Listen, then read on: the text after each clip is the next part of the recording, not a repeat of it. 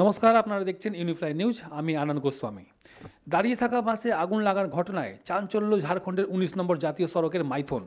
খবর পেয়ে ঘটনাস্থলে দমকলের ইঞ্জিন পৌঁছে যায় আর আগুনকে নিয়ন্ত্রণে আনে। দেখুন এই রিপোর্ট। দাঁড়িয়ে থাকা বাসে আগুন লাগার ঘটনায় চাঞ্চল্য ঝাড়খণ্ডের ১৯ নম্বর জাতীয় সড়কের মাইথন।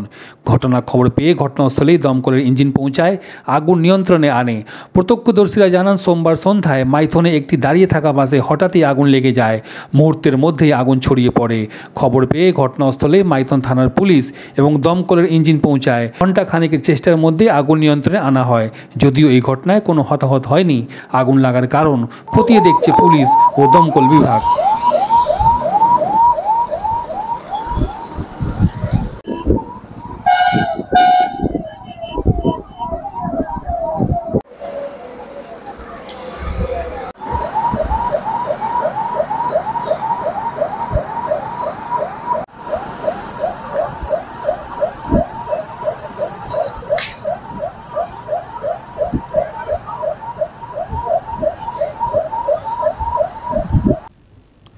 সঙ্গে থাকুন, দেখতে থাকুন ইউনিফ্লাই নিউজ।